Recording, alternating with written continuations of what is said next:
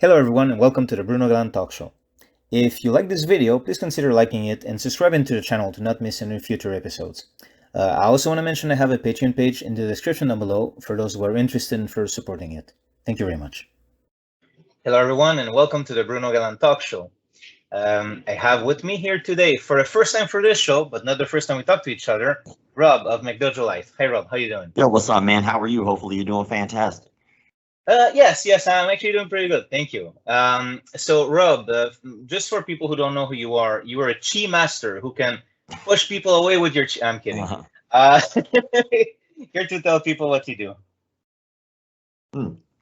Sorry, bad timing. I was just taking a sip on my coffee. Yeah, we're both like, you know what? This is a perfect second for both of us to drink coffee on a talk show.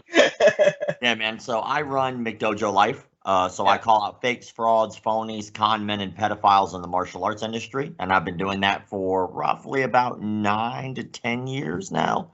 I've kind of lost track. I'm just kind of spitballing at this point because I've been doing it for so long, but it's around there. And that's pretty much what I do for a living, is I call out frauds in the martial arts industry. That's awesome. And also for people who don't know, Rob happens to be my sensei in the deadly practical art of the nunchuck. The deadliest weapon known to man. Well, I could probably teach you how to hurt somebody with some nunchucks, but it's the least practical weapon on the planet. Nobody sits by that dude on the bus. That's like if you're a guy who walks around with nunchucks in your back pocket, just give up at life. All right, you're the guy no one's gonna sit next to. That's all I'm saying. Like if you're happy with that and your lot in life, you're more than welcome. But it's just weird. I know. A few months ago, I actually on Instagram, not Instagram, sorry, on Twitter, I tagged you, I think, and there's like this guy, Shadiversity, and I hope you two talk to each other someday. He does weapons, and he was talking about how the stick, like the nunchuck, it was so funny. He was like, you had a perfectly good stick, and you cut it in two, like stick good. No, I agree with him. I 100%. It was so funny. Yeah, it's funny. Yeah. People like make a lot of assumptions about me all the time, which I find hilarious. And they'll like it's internet. Yeah, people like will make those assumptions and then they'll like dig in like you have opposing views. It's like, I agree with you. Like, why are you yelling? Why are you upset? Like, no, I agree. The nunchuck is a weird weapon, but like a stick is way more practical because there's sticks everywhere. You just look, and anything long, straight, and hard, you got a stick. Yeah, even people practicing like sword fighting. I know it's not the same thing, but even that transfers very easily. At least the range, like how to swing, and like even though it's not the same thing. I realize, for if any weapon nuts out there, sum up in this episode. Yes, I know stick fighting is not sword fighting, but even people who do kendo or whatever, like even that, you can find something, or you can have a walking stick or something. Yeah, for sure. Like even back in the day, in like Japan, and still today, people use shinai, which is like a bamboo sword, or they'll use a boken, which is just a hardwood sword. But those are training tools, and there's nothing wrong with using those to train. So it's still what you said is still applicable even in sword fighting, because people use sticks to practice sword fighting. You know? Yeah, it's true. That's the point. I was actually not. Sometimes you go so far into the details, you forget a very simple thing to say. But yeah, and I remember what was funny, and I'll link the other conversation from my Bruno's MMA show that we had a while back. But I was kind of trying to find a reason, because we hadn't talked to each other yet, so I wasn't sure to what degree you believed in the nunchuck or not, and I was kind of trying to find like, well, what would be the applicable, the reason. And I was like, I guess you can, a knife is a bit much. You don't always want to stab someone, and like, well, most of the times you wouldn't, I hope. And I guess the nunchuck you can fold, and then it was just, I was trying to think of it. And again, Shadiversity, that guy, talking about the stick and all that, he said the best self-defense weapon is not one you hide, it's one that you can see. So if someone sees you have a walking stick, they're not going to mug you, they're going to mug the next guy, like, because everyone understands the stick can be swung, and it was, it's just funny because I was thinking like, what could be the practical application of the nunchuck, which is a waste of time. See, that's the funny thing, is like people always confuse practical with effective. Like they think that if something isn't practical, it doesn't mean it's effective. You know what's really effective is a 50 caliber rifle, right? That's an effective weapon. Is it practical? No, it's not a practical weapon in day-to-day self-defense use. I'm not going to walk around with a Barrett 50 cal on my back everywhere I go just in case I need to kill somebody a half a mile away, right? Just in case, self-defense, of course. But like people often confuse those two things. Like something can be very effective and just not be practical. So like a nunchuck, for instance, if I take a nunchuck and I crack someone across the head with a nunchuck, I'm going to hurt them badly. Anybody could. It doesn't take a genius to hit somebody with a floppy stick, right? Yeah. But when it comes down to practicality, would that be something that I could find on the ground? No. Would that be something like I can make quickly? Like, for instance, a bottle is a blunt object until I break it, and now it's a sharp object. So I can make a stabbing tool if I need to. So that would be something to think about. Or a stick. A stick is fucking everywhere, like we talked about before. But those are practical things that you can carry, things that are readily available.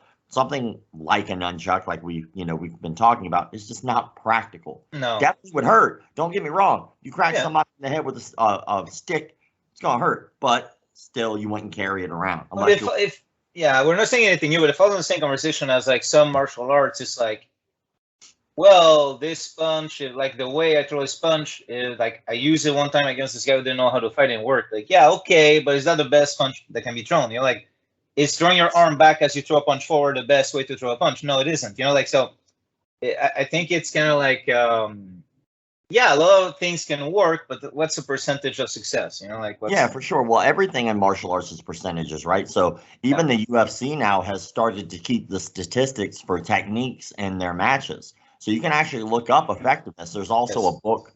The book is called Fightnomics, and they talk a lot about percentage chances of techniques versus reality. And even the rear naked choke, which is technically considered the most effective submission in the UFC, is a 50% chance. Like rear naked choke, that's the most effective submission in the UFC is 50%. and of course, we're talking about against other people who also train at the same level. But take that 50% technique and put it against someone who doesn't know what they're doing. Well, that percentage is going to go up drastically. And it's the same thing with weapon systems, right? Like, take a nunchuck, put it in the hands of a guy who has no clue what he's doing versus somebody who's actually really well trained in maybe another particular weapon. I'm going to probably put my money on the other weapon based off of their time and effort and energy and how long they've been doing the weapon, how much, there's a lot of factors, but your percentage chance goes up the more practical a weapon is. Because if I walk onto the street and like, let's say I'm in like let's say I'm in an area where there are no sticks. There are no sticks. Can't find any for some reason. There's no damn trees, right? We're in the desert. I don't know why. There's just no sticks. City. Let's call the city. Exactly. So maybe my odds of being able to be effective with a stick are going to be drastically decreased because I just simply can't find one, right? But then again, I might be able to find sharp objects everywhere. So technically we'll call that a knife or a shank or whatever. And then your percentage chance of making that work for you are better. It's the same thing with people arguing about the gi. People love to argue about the gi being I have strong opinions on that one. Go ahead. For sure. But the truth is, I live in Florida, right? And even now, it's pretty chilly today. But I'm wearing a jacket. I'm wearing a hoodie. Anywhere else you go that's cold, people are going to be wearing clothes. They're not going to be fighting butt naked people all the time. So I live in Canada. So So to me, like the idea that it's more practical to not learn how to deal with clothes is not, for me, it doesn't ring true. I don't know another place of the world where people just walk around in G-strings all day, but only I think both. No gi days. Yeah, the reality is that for me, this whole grappling debate, gi or no gi, is so simple. It's really, and again, like I'm a blue belt, okay? Take whatever I say with that big grain of salt. But I think it comes down to: are you enjoying this as a sporting competition, or are you doing it for a very specific sort of competition? Then it's like training the thing that you really want to compete in. If you're serious about it, if you're a hobbyist, do whatever is fun. If you're talking self-defense, you have to do both. Like to me, that's clear. To me, it's clear that like, how often have I seen like people drunks fight in a bar and they rip off their t-shirts right away, and then there's like you have a sumo cap on your head, and regarding the physique and what's happening, and the kind of slaps they give each other, it looks like a sumo fight.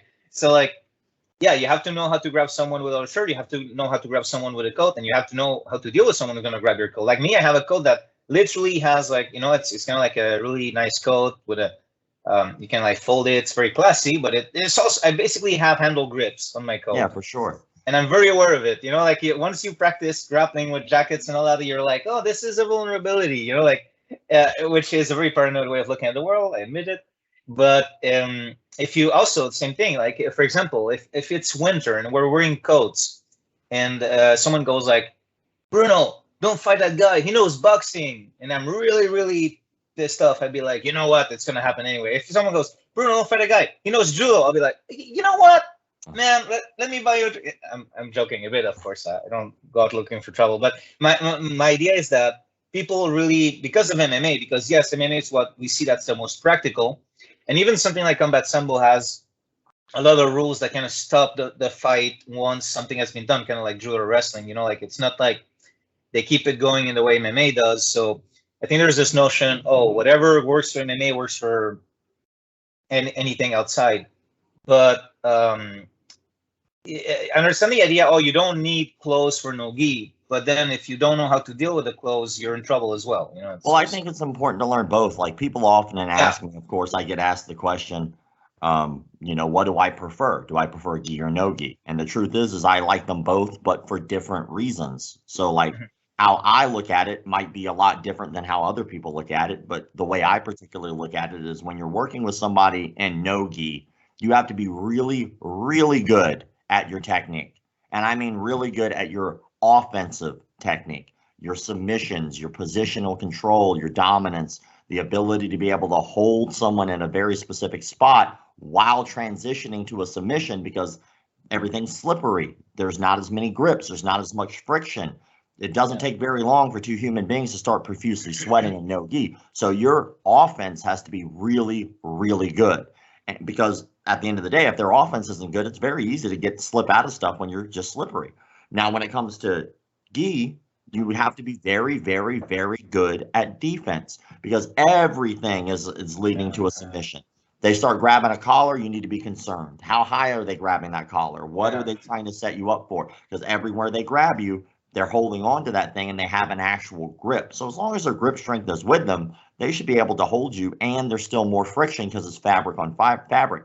So that means you might be able to get away with not being as good with your offense because the friction might help you a little bit with little nuances, but you damn sure better be good at your defense, because getting your arm out of an arm bar in no gi is a lot easier than it is to get your arm out of an arm bar in gi, in my opinion. And that's mostly because of the friction and the grips. It's just a night and day thing to me. Now, there's a lot of beautiful transfer. Like there's, you know, for instance, a lot of the natural handles of the body, your elbows or, you know, your wrists, all of that translates very well to gi. So like if I wanted to grab your sleeve, instead of grabbing your sleeve, I grab your wrist. If I wanted to grab your collar, instead of grabbing your collar, I grab your neck, and so on and so on and so on. So all of these things from no gi transfer fairly well to gi. And so I think it's important for people to learn how to do both.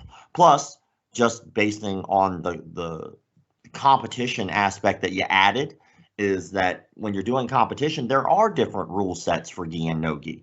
And so if you're at a martial arts studio that's very strict about their training reflecting the competition, and you're still not allowed to do certain things, like a lot of the leg locks are fair game in no gi. But when you start dealing with leg locks in gi, you got to wait till a certain belt level to be able to do certain submissions and stuff. And so I really like the idea of being able to work some of those more aggressive leg lock attacks and getting used to getting out of them. But typically you do a lot more of that in no gi. You know, so I think it's important for people to learn how to do both if you want to be well-rounded. And whether you're a hobbyist or whether you're doing it for competition or self-defense, whatever it may be, you should try these things just because it's fun. You know? Yes, unless it isn't for whoever's listening, but I agree. It's, I really think so. Like me personally, I you know, I really like Combat Sambo. It's just like I don't have to think about, wait, what's allowed or not now. It's just, hey, it's wrestling, it's drill. It's like, it just, if you can take the guy to the ground, you did okay. You know, like it's not in VJJ classes. You know, especially when I started learning a few things, like I'm not good at all, but once I started learning a few ways to take someone down that were not, let's say, BJJ, let's say I was told, you know what, maybe that was a bit rough as a way to take someone down. Oh, I'm sorry. But I spent the whole class doing that with someone else, like Yeah, for sure. So I just like to not overthink things, and if there's something to grab, I can grab it. If there's and some training partners are cool like that, man. Like, so for instance, when you're working with like a newer guy, you might not try out some of that more high level stuff. No. It'll hurt them. They just don't know, or they'll hurt themselves because they they bobbed when they should have weaved, and they wind up hurting their knee. Dude, the hardest punch I threw to someone was not because I threw hard. There was this new kid, super athletic, super tall, and I don't know if you experienced that, but my boxing is not that good, not good at all, actually. I would say that just pure boxing, no kicks, no, like just boxing itself. And this like really young, tall, like athletic kid comes in, and the coach is like, "Oh, okay, so you don't know what to do yet? Just okay, go with Bruno, do boxing only." And I'm like, damn, because my boxing is not that good, and the guy has a long range. I'm like, it's not like I think, because I trained in boxing with kicks or boxing like that. I don't fool myself into thinking I'm gonna go to pure boxing and I'm gonna have that big of an advantage when the body difference is that high, And the coach then like goes to something, is a bit busy, and the kid starts going really rough, really, really rough. I'm like, damn, this is not easy. And again, like there's ways I could have maybe dealt with it with kicks, but I realized I kind of found a gap in my way of dealing with distance in pure boxing, and no grappling, especially. Like later on, we did an MMA sparring a few weeks later, and I found it much easier when I could grapple the taller guy and bring him down and stuff like that. But what happened was he was kind of like, he was so fast, but he just, at some point, you said bobbing weave, he just went down for no good. I was just like throwing a very normal straight, and he just like ducked into it, and his nose was bleeding. It was awful, and I didn't put any strength in it. He just leaned there for no good reason. It's in his mind, he had to move, right? But he wasn't moving with purpose.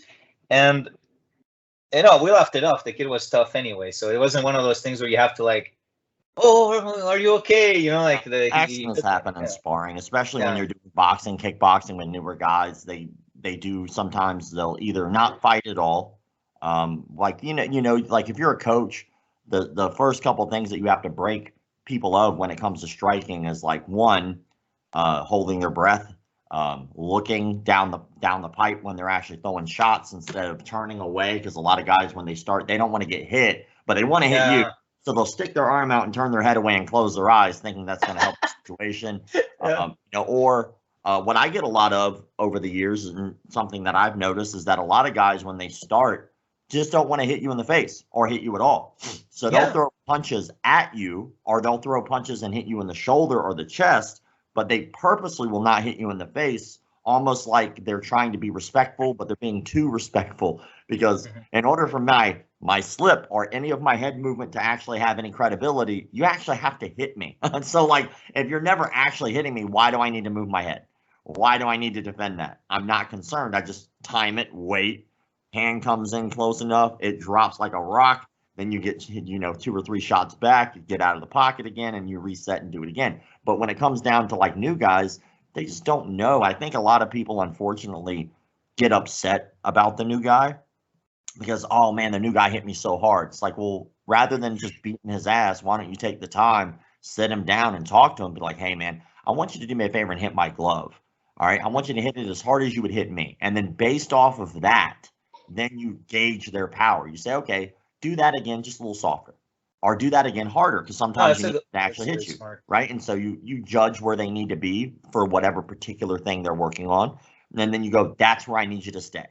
And then if they stay with that for a while, that means they're really trying to learn, but they get excited and they're nervous and their adrenaline's pumping because sparring. And so they can't help it. They're like most of the time. Now, don't get me wrong, there are assholes, but when you're dealing with people like that, the best thing to do is to talk to them and help them, because that's your job as a coach or a teacher or instructor, not hurt them into a lesson. Like, people think that works. What that does is it winds up giving you like maybe 3 really good guys, and the rest are either neglected, they don't feel like they're getting enough attention, or they feel like they're just fodder for the fighters to get hurt by.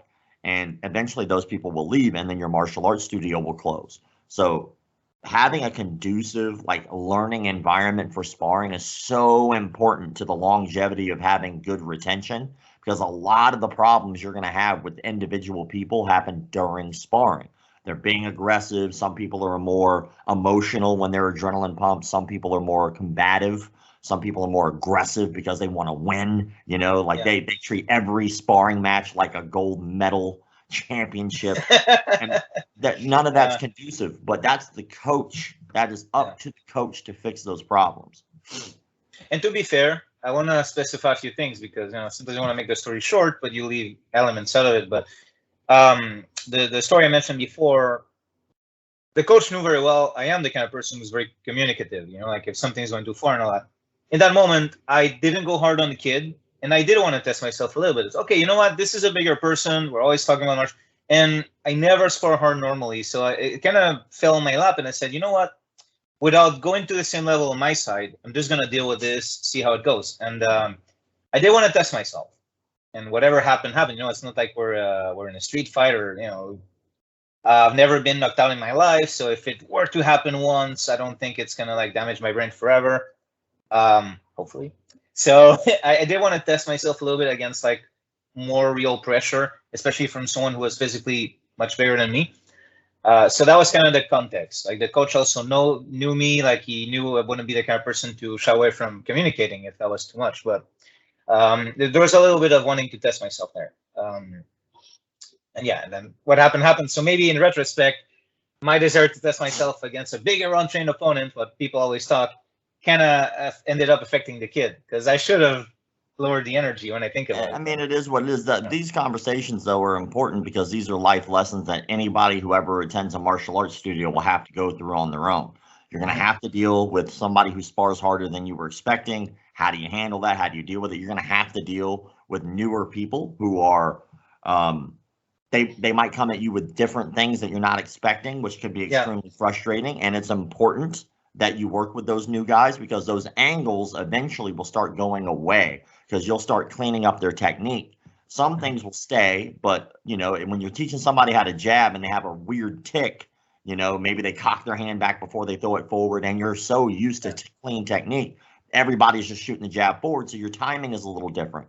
And so all of that stuff is important to play with. You build up this beautiful card catalog of different people, body shapes, types, aggressivenesses, techniques, and all these people have done all these different things with you, and that makes you better in the long run for it because you have more experience because you've done more with more people. The people who just deal with the upper rank guys, I feel like they kind of do miss out on a lot of really good training because they're so worried about trying to work with the best that they're not worried about what the new guy will present as an issue that they weren't expecting because you don't know what the new guy's going to do.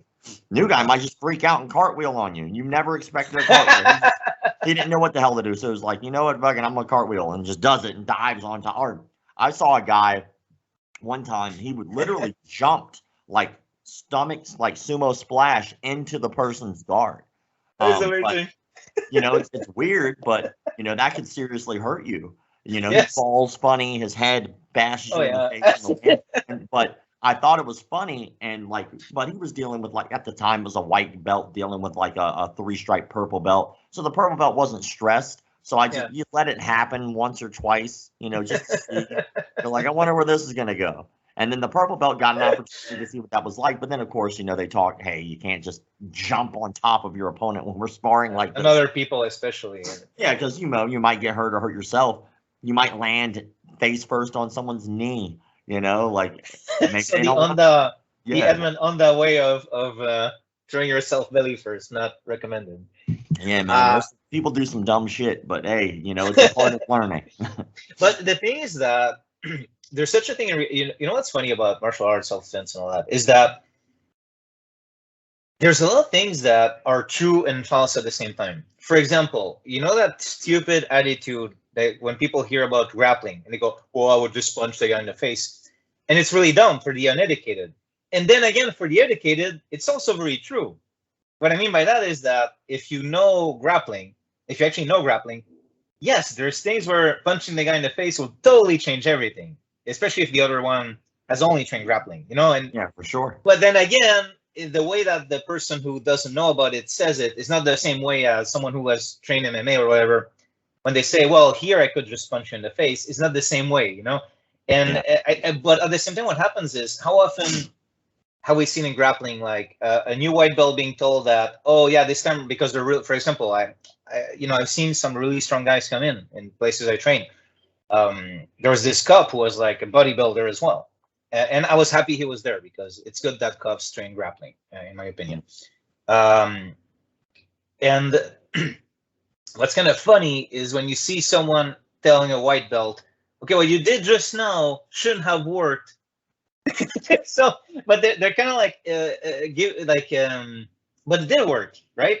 So it's like sometimes we're talking about percentages, and sometimes something can be so low percentage that no one will practice it, no one will consider it a threat. Oh well, that's not something that would 99% of the time work.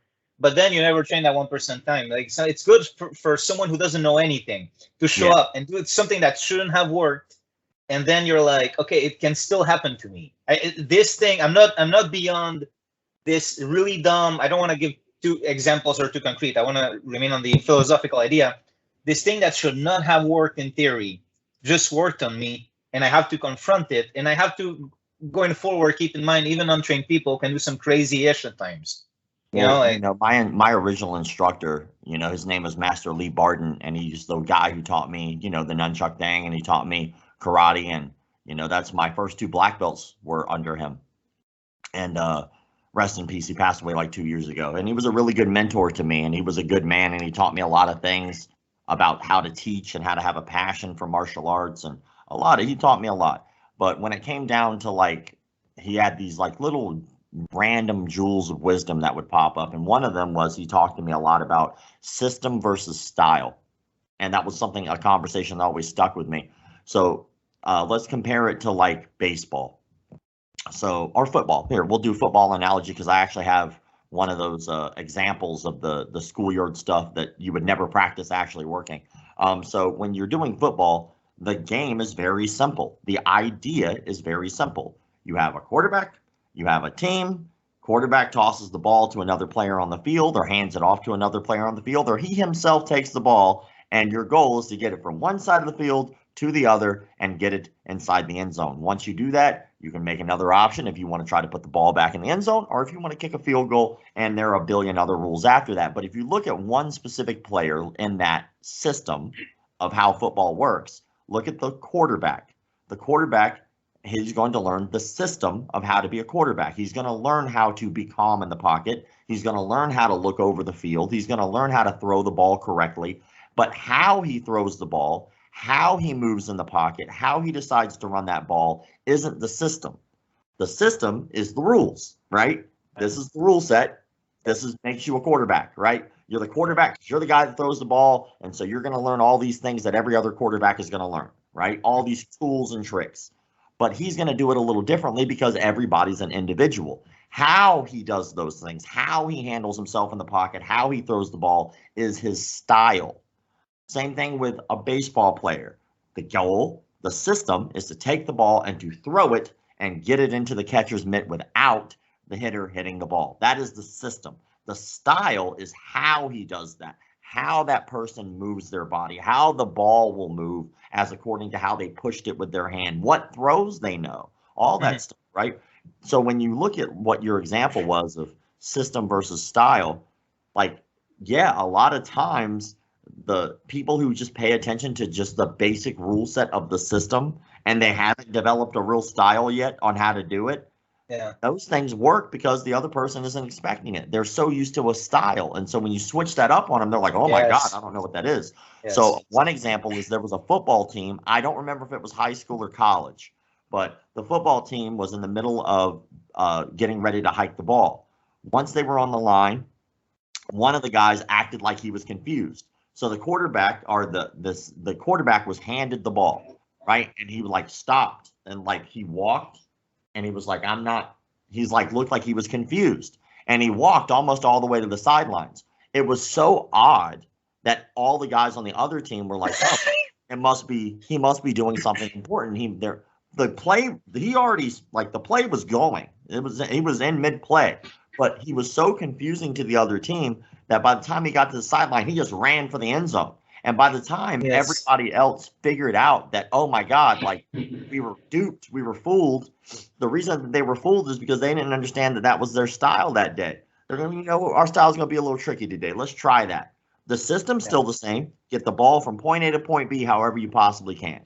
And so I think it's important for people to understand, like, when you another thing people like to do is to take style versus style, like Wing Chun Kung Fu versus a boxer. Well, that's people on YouTube now. Like people who really know martial arts do that less and less, I think. Well, I mean, I think they might talk trash less, but I think that the important thing is that when you're dealing with different martial artists from different backgrounds, that you should be used to those stimuluses. You should be open to learning more. Because I think once you start stifling yourself and saying, well, I'm not going to learn that because that's silly. Like I roast people for a living. And I got to tell you, like, if I had an opportunity to really go to something where I knew that it would be cohesive to learning and I could really sit down and learn something about what was going on, I might not necessarily agree, but I would be respectful. And then if there was something useful there, even if it was just a saying or a twist of phrase, even if it's just how the con artists are manipulating people and what they're saying and how they're doing it, I might get something out of any interaction with anybody. But when you're dealing with actual fighting people, you know, it's important to start dealing with those different stimuluses. People who don't know anything at all, they know the system. The system is easy. Ball up my fist, punch you in the face. Grab you, choke you. There's the system for you. Now, the style might be what punches you use or what chokes you use and things like that. But just because somebody doesn't have a style yet doesn't mean they don't have the system of hurting you down. No, there's a video out there. There were two MMA fighters who started trouble in a convenience store, the 7-Eleven or something. I don't know the country either. I don't remember the names of the fighters, but it was like they got cocky with two girls, you know, and the boyfriends or the friends came up, and the guys know how to fight, so they think like they're invincible. And you know, one of them like threw a blurry punches at the, let's call him the normal guy, and they both went out, and I don't know, it went outside, and what happened was one of the untrained guys grabbed a big piece of plywood that was there, and like one of the guys is in the hospital, hasn't woken up last time I checked. So you could say that these two trained fighters who are like so good at their in their context of MMA forgot that maybe there's many ways for a human being to get from point A to point B. One of them is picking up an object, you know, like and also like your football story, that it actually reminded me of something that happened to me in real life, where I was having an issue with someone and the other person tried to sneak in from behind me. And the way I dealt with it, I always laugh that it shouldn't have worked, but it did. And the other guy was like this really tall guy. I didn't want that guy behind me, you know. And I turn around and I go, hey, one at a time. And I'm like kind of laughing about it. And he was so confused by my reaction that he actually respected what I was saying, but they weren't like, I don't think they were used to doing stuff like that. They were just like gym guys who drank too much, got cocky. They were walking around with other t-shirts, thinking that made them tough, you know. And so I think they were not used to confrontation in reality. Maybe they were used to intimidating people and to walking away from it, but they weren't used to dealing with it when someone stayed there. I don't think it would have worked with people. Again, see, this is kind of like, oh, it shouldn't have worked, you know, whatever. But just because I was saying one at a time and laughing about it, the guy was so confused, he actually didn't rush me at the same time. Well, you know, there's another example too of, I think as martial artists, there's way too many martial artists who focus so much on style and forget the system of what fighting is. So for instance, like Steven Seagal is probably a really good example of somebody who, he's probably you just said the name, I laugh. Yeah, he's probably a good example of somebody who might not have, his style is very weird, but that doesn't mean that he can't do the system of hurting you. I mean, he's 6'5", he's over 300-pound man, he's a very big man, and he has been training martial arts, whether it's goofy or not. And so would he be able to pull off everything in his system or his, you know, his style? You know, no, he wouldn't be able to do every little Aikido technique on you. But would he still be able to beat someone who was not trained, who was much smaller than him, because he just simply understands the system of hurting people? you know, which is I just need to hurt you. I need to punch you or kick you or choke you or incapacitate you in some way. And having the size advantage is a big important thing. That's why fighters have weight classes. Yeah. People say size doesn't matter, and that's probably one of the biggest misconceptions in martial arts because it's bullshit. That's a lie. Size matters. Would you rather be hit by a bicycle or a bus? I'd rather be hit by the bicycle all day. There's a reason weight classes are in every combat sport. When you're looking at size differences, it matters, but it's not the only thing that matters. Aggressiveness, your ability to handle pressure, your ability to think under pressure, your ability to handle your adrenaline, which not a lot of people know if they don't put themselves in those situations. Your technique, your height, your weight, your size, your reach, your ability to be aggressive when you need to be aggressive. You know, how much do you care about another human being? You know, are you able to turn off your ethics long enough to stop somebody from killing you because you need to kill them?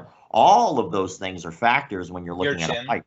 You know, your ability to take a shot, your ability to give a shot, you know, and so when people look at size and they tell that old lie of size doesn't matter, yeah, it matters. It's just not the only thing.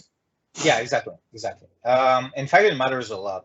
For Steven Seagal, you know what? I laugh when you said the name because, of course, one does. But as you were talking about it, I was thinking, what if someone is cocky, like a normal dude is like, oh, I know Steven Seagal doesn't know how to fight. And he grabs Steven Seagal by their shirt. And I was thinking, there's no way in hell that Steven Seagal wouldn't be able to actually snap the wrist of the dude. Like wrist locks in Aikido, that's the one thing that works. Like a lot of people who start Aikido and then they go like, you know what, I'm going to convert to BJJ. Those wrist locks are nasty. And you were saying that to me, and I was like, you know what? I was laughing at the name, and I still will. But I think there's a reality to if a normal dude like is drunk and like, hey, Steven Seagal, I heard that you're not real and you're not really a martial artist, and grabs Steven Seagal by the shirt, like, and he's got the hand right there, like a real life scenario, not like you start with someone in a Muay Thai stance or something, but someone grabs him in a real life scenario. Like I'm pretty sure Steven Seagal can like grab the wrist and do something horrible with it. Now that you mention it, and you know, even like again, even if the style doesn't work and those wrist locks don't work in that moment, that doesn't mean he's not still a 6'5" dude that can punch your face and twisting your wrist. Yeah, you know, I mean, I think that people sometimes when we're talking about martial arts, we get so caught up in the idea of what martial arts should be that the reality takes a back seat for a second. You know, it's like watching two dudes fight, even two dudes who know what they're doing, even on a professional level, can sometimes be very sloppy and be very brutal and very like a war of attrition. A good example of a war of attrition that just happened not too long ago was Justin Gaethje versus Chandler. You know, that fight was probably it's probably the fight of the year. That was a blender, man. That was a blender. You know, and so those guys went at it, and you know that was a fantastic card all the way around. But when it comes to that particular fight, that was, you know, Gaethje definitely was out striking him and out manipulating him, but Chandler was landing some big shots too. So that war of attrition was going on. Robbie Lawler versus Diaz that just passed not too long ago as well. That particular match that just happened, that was a war of attrition. Robbie Lawler is just moving forward, never stops moving forward, and he is getting teed off on while Diaz is backpedaling. But as Diaz is backpedaling, all those shots are landing.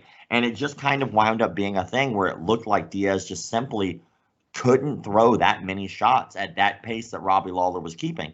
And Robbie Lawler just has like this chin of fucking granite and was able to just take all those shots. And the next thing you know, Diaz had this opportunity where it was like, do you want to continue or do you not? And he was like, I'm done. And so, which I don't blame him. You're a fighter. You got paid. You did your fight. You do you. You know, if you didn't think you were going to have it and you thought this is going to end up bad for you medically, yeah, like get out of the fight. You know your body. You know? That is something where even though I personally, my main concern when I practice martial arts is self-defense personally, but for MMA, I wish it was treated more like a sport. Like what I mean to say is like I don't have to transfer my own personal reasons for doing this into a sport. You know what I mean? And I think a lot of people are still treating MMA like it's like street cred or a street fight, and I understand. I certainly understand, and of course, you're going to have a lot of people from backgrounds that are rougher that are going to go into the sport. Makes sense, but you know, like I really wish more fighters, yes, would quit on the bench. I'm not, like sometimes you watch it and you're like, this is done. This is done. I don't want to hear the commentators tell me for 5 more minutes how much heart that guy has.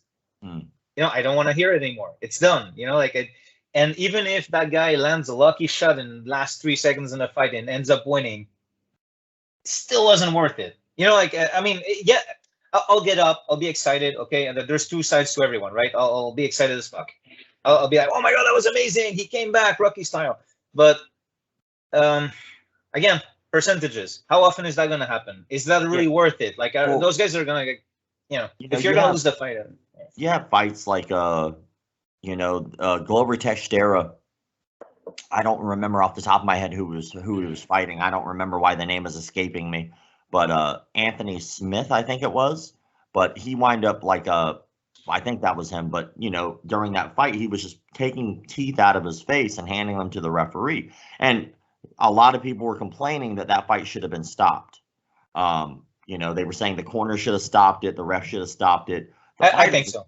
Yeah, the fighter's a grown man. The fighter's going to make grown man decisions. And he knows that it's in a combat sport and all that. But there are a lot of safety nets before you get there. But one thing that surprised me was people were upset, really upset, with Eddie Bravo.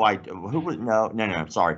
They were I'm ahead of my thoughts. It's good. But they were upset at that, but they weren't upset. They were not upset at Eddie Bravo when Gaethje fought El Kukui. Ferguson, yeah. Man, that was painful. That entire fight was one-sided.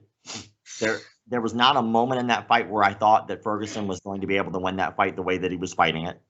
Yeah. It was like watching any shot that Gaethje threw hit him, and Ferguson just kept getting hit. And it sounded, again, it probably sounded worse as well because there was no audience, but it sounded like a 2x4 being hit against a tree. And so, but no one really seemed to complain about that. But I had opinions.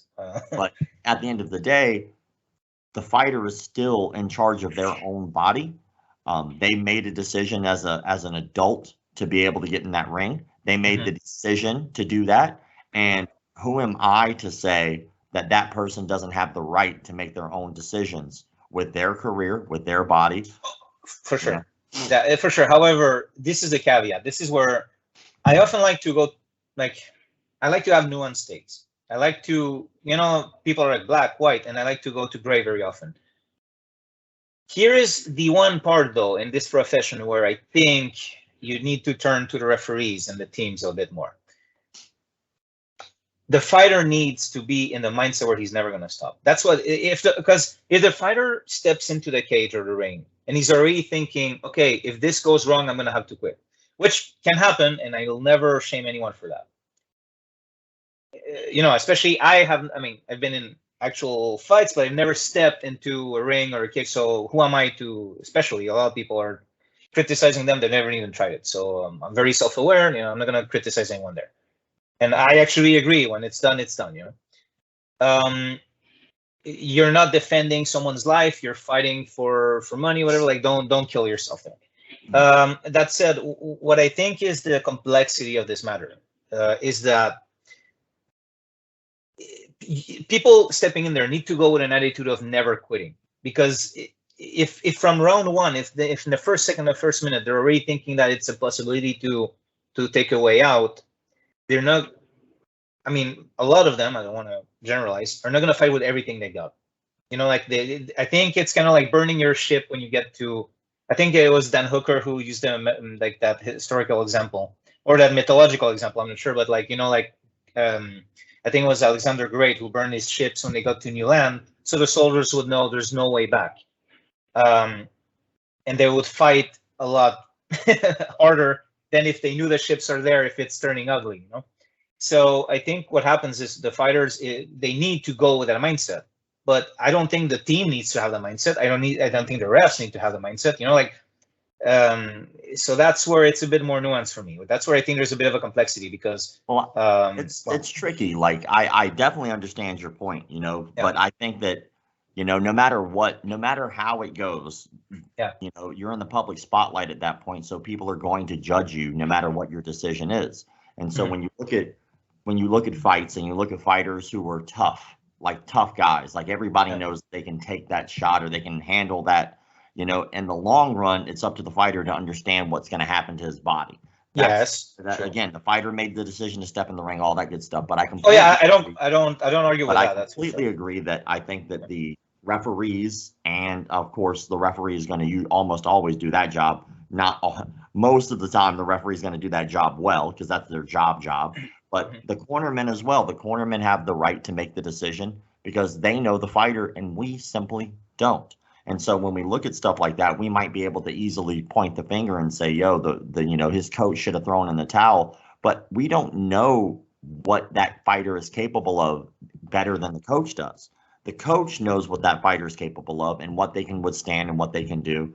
And I have seen plenty of amazing coaches who have had fighters in wars, and they were able to pull it off in the end, right? That's awesome. Yeah. But I've also seen those exact same coaches go, you know what, you're done.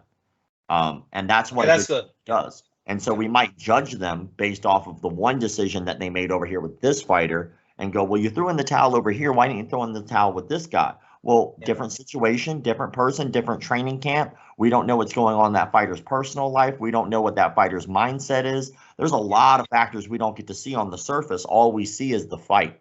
And so understanding a fighter's mentality before they get into the ring is really paramount to having a good coach. Because what he's going to be able to do is get you through those mental gaps, you know, of your personal bullshit, or, you know, you didn't train the way you should have. So he's going to have to make a game plan on the fly to be like, you know, you fucked up, but we still need to be able to get through this. You know, and if people think that every fighter, when they're in a training camp, is all about the training camp all the time, that's a fucking lie. Like, there are definitely fighters out there who you can tell when they showed up to weigh-ins did not put in the work or the effort. You can tell that. And they have coaches.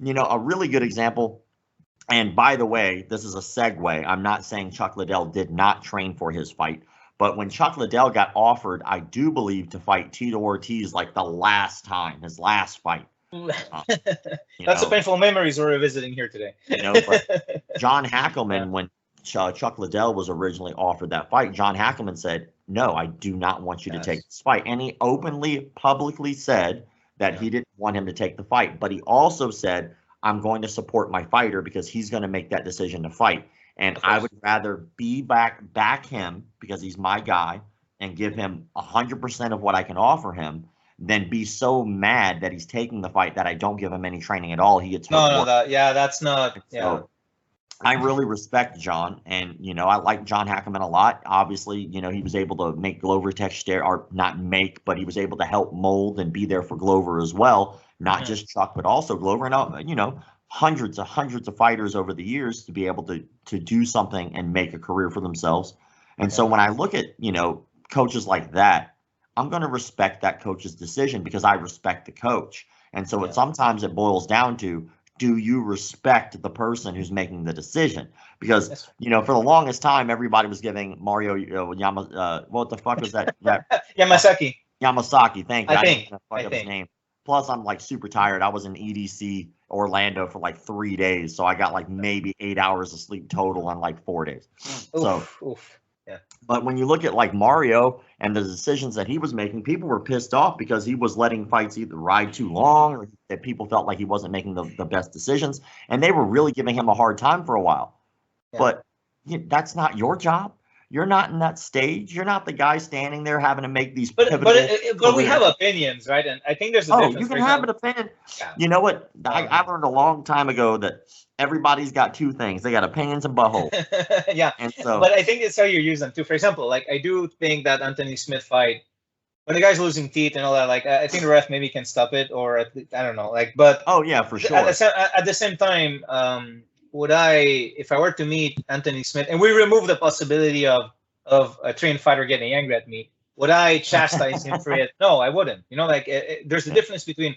But if we're talking and hey, Bruno, what do you think of that fight? Do you think I did well to continue? And I would be, well, in all honesty, I don't think so. Like, but at the same time, this is another thing these days, especially people think because you have that opinion that you're gonna like fight tooth and nail to impose it on other people. Like, I'm just saying, okay, me personally, when I watch these fights, there's a point in which if there's no there's no turning point here. We all are watching a straight line of events. There's no left, right, middle. It's just one possibility happening realistically, statistically. Like I don't need to see more because to me it's a sport. Now, if someone is defending their family, they better fight even though they lost an arm. You know what I mean? Like it's just. No. I definitely see what you're saying, and I think that you have a very valid point. Is that I do think that fighters are not just fighters because we discussed that, but I do think that cornermen and referees, the referee especially because that's his job, is to make sure that everybody goes home as safe as possible. I guess you could say, within reason. But with coaches, like sometimes coaches just get this thing in their head, they don't want to disappoint their fighter, like, and there have been fighters over the years that have completely left their entire training camps because a towel got tossed in. So I feel bad because, like obviously the coaches give a damn about the fighter if they're willing to do that. But they have a family to feed as well. Exactly. And so it's tough, man, and it's a really weird position, especially nowadays where everything is about let's make this thing safer. How do we make this sport safer? How do we make concussions less likely? How do we do all these things? And unfortunately, in fighting, that's going to be really difficult. I think it's medicine. I think medicine is going to be the changing factor. It's not going to be within the sport itself. I don't think it's going to be within the rules. I think just medicine will get better at treating these things. Before we go, Rob, because we're almost running out of time, I really want you to talk about the movie that you. Oh yeah, for sure. Are you still filming it, or no? Where is it in the process? So, just in case anybody doesn't know what he's talking about, we filmed a documentary about what I do, which is Call Out Frauds in the martial arts industry, and we actually filmed. The first 3 months of this year was nothing but filming. And so we filmed for 90 days. Every day we had something to film, which was a lot on a $20,000 budget. Trust me, we did not have that money. You had 20,000? That's it?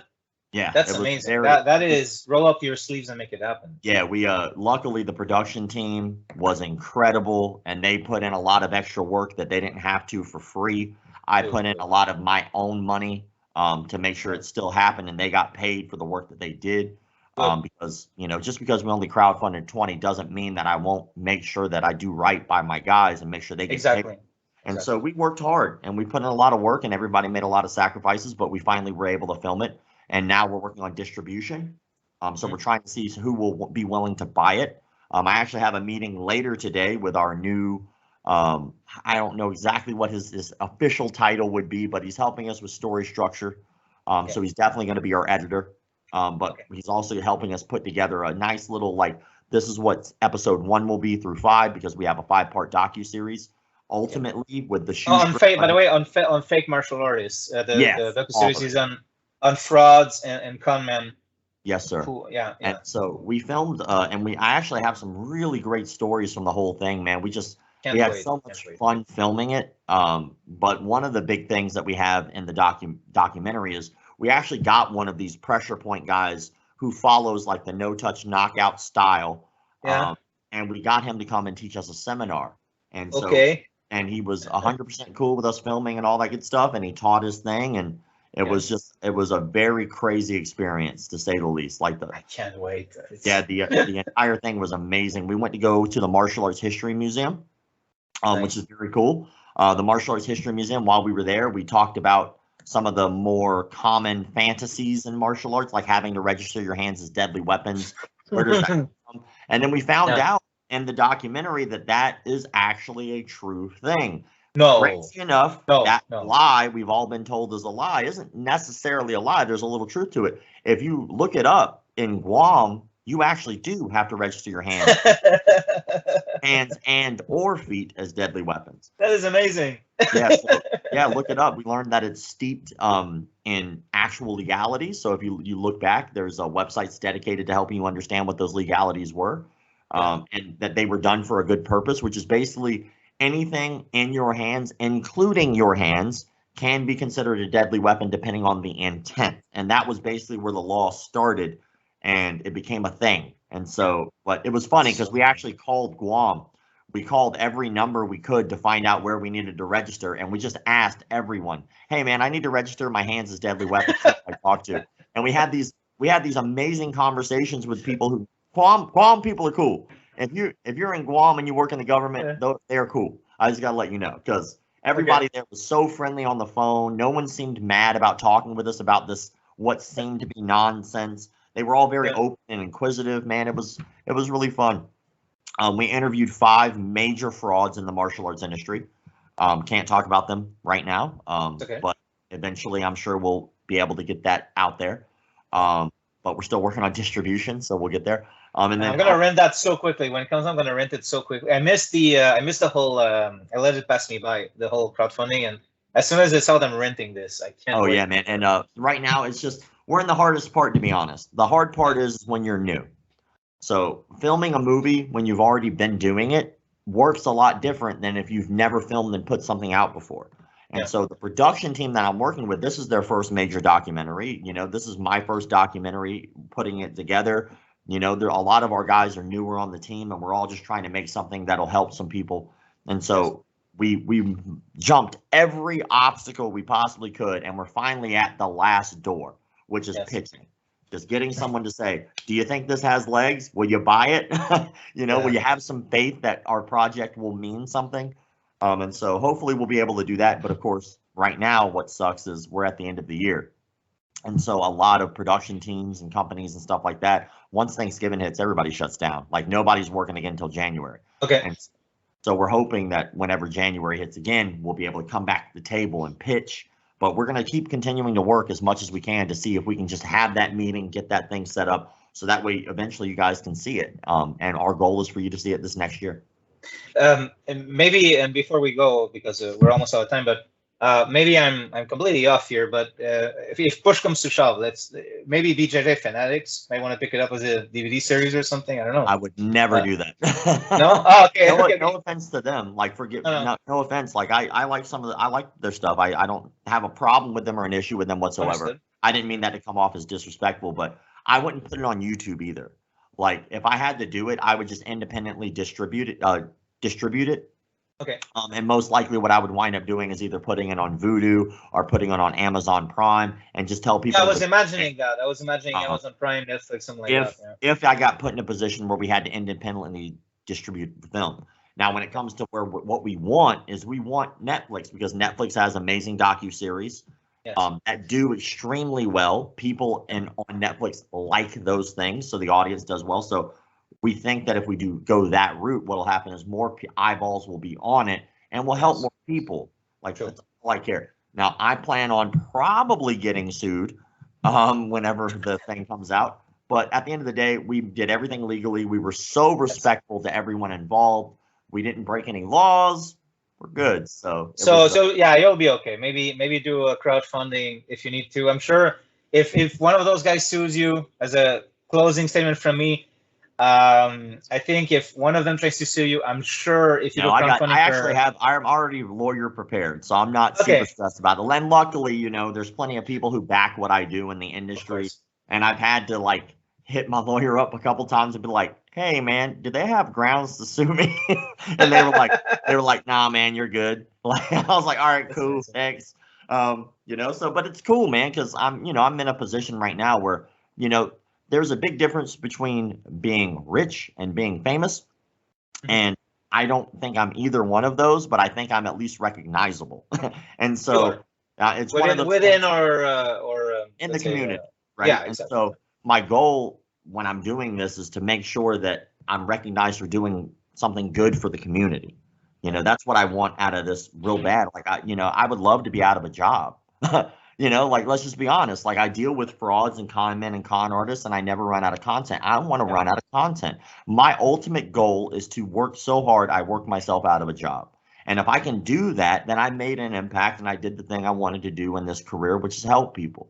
And, you know, I never got that same feeling in the dojo. I love teaching, don't get me wrong, but I always felt like, okay, well, I'm able to help this small group in this room right now. And that group will continue to show up over the years, and, you know, people will come in and out, but you're still only helping that group. And it was like, I want to do more, man. Like, there's so many things that need to be fixed in the industry, not just in school, not just in the gym, but in the industry. It's like, what am I going to do? Like, do I continue to get hit in the head for a living and eventually lose all my motor functions and the ability to speak?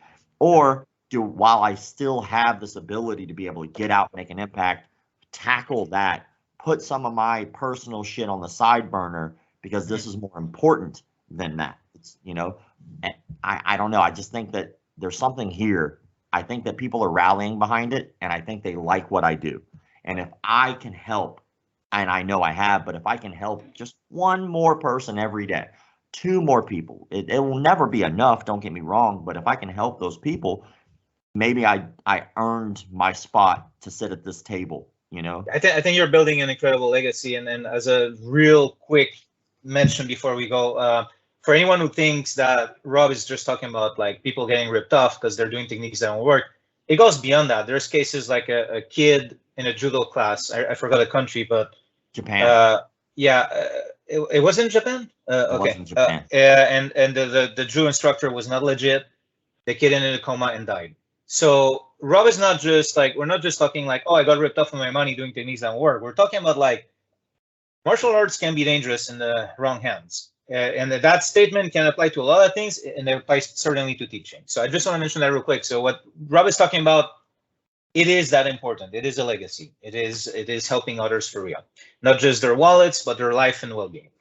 Anyway, Rob, look, I know you have other commitments right now. So as far as I'm concerned, thank you very much for coming. Is there anything you want to tell our viewers before you go? No, man, if everybody wants to learn more about what I put out, or you'd like to keep up with what we're doing, just check out McDojo Life on pretty much any social media platform. Right now, we're working on trying to build our YouTube because YouTube financially is just a better supporter. And so if we can get our YouTube account, our goal is to hit 100,000 followers. We're almost at 60,000 right now, so it's growing. But if we can get that to a nice steady pace, then we'll be able to financially afford more, like going to more of these schools, like traveling, making better production value out of what we're already doing, all that good stuff. But none of that's free, you know, like I work like 15 hours a day usually anyway. And, you know, all for the sake of trying to make this something bigger than it is. Rob, thank you very much for coming. And I'll let you go to your other commitments. Everyone, thanks for watching. Thank you, man. I appreciate you. Thank you.